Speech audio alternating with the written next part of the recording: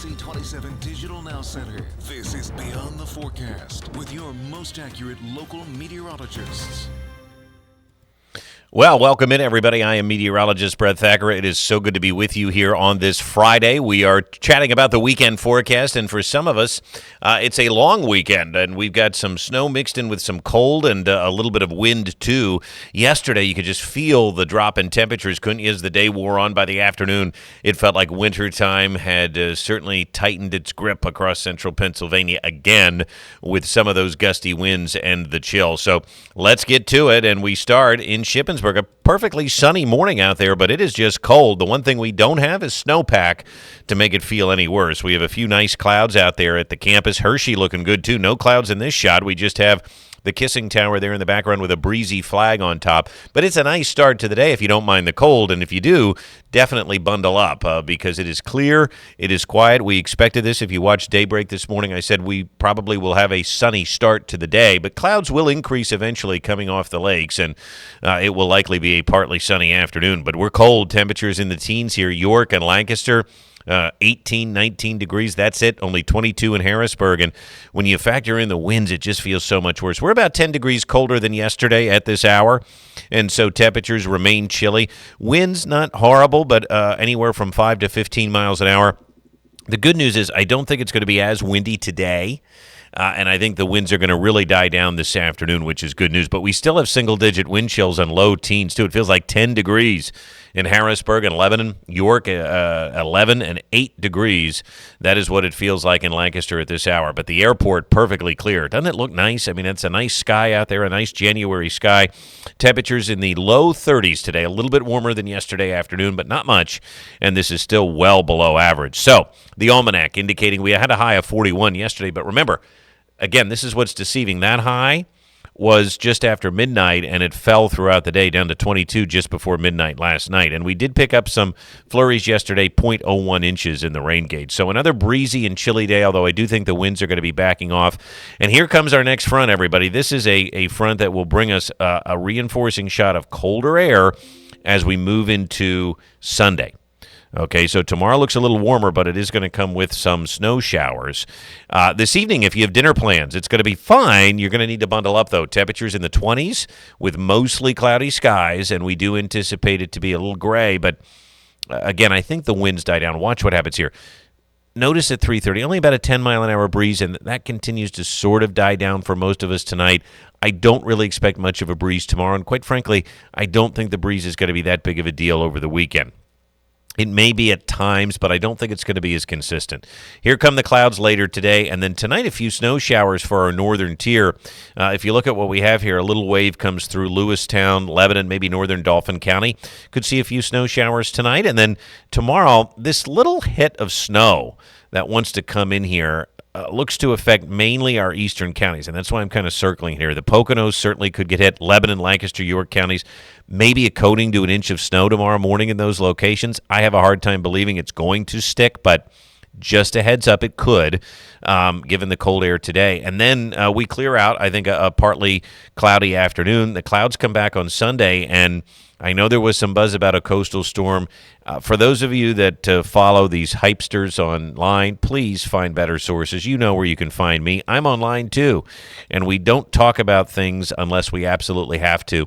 And this is a storm that never materialized. Look at where the snow is. It's too far to the east, and Sunday as well will be somewhat of a nice day, although we will get some clouds from that. So how much snow over the weekend?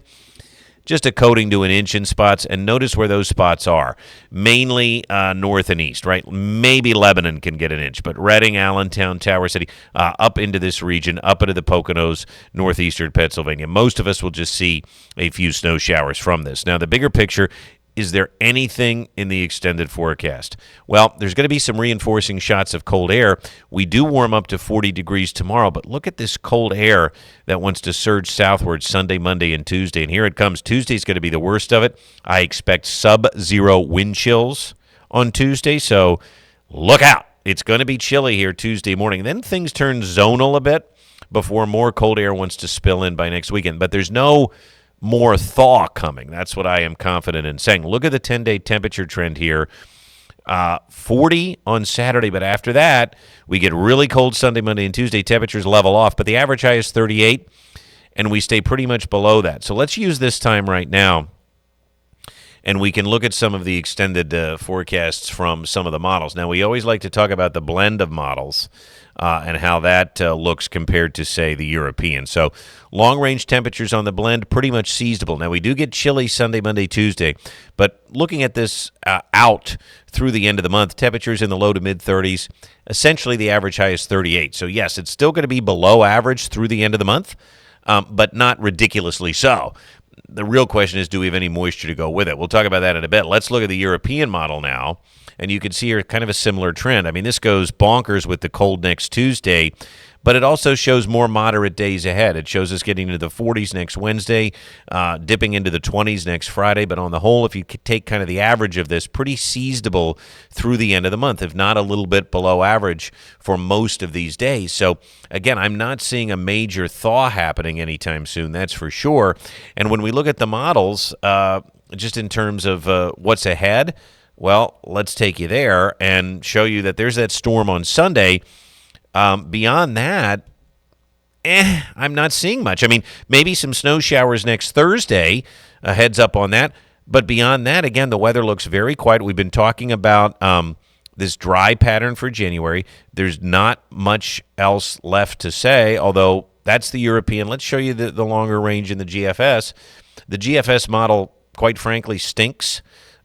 There's no getting around it. It's not great, but let's just take you out and see if there's any signal for any storms beyond what we have. And here you can see the date. That's January 18th. Let's just take you out through the end of the month. There's that Sunday storm. Now, this draws it in a little closer than I think it will be. That's another reason why the GFS stinks. The storm is not going to be that close, and then it pulls it up into New England anyway.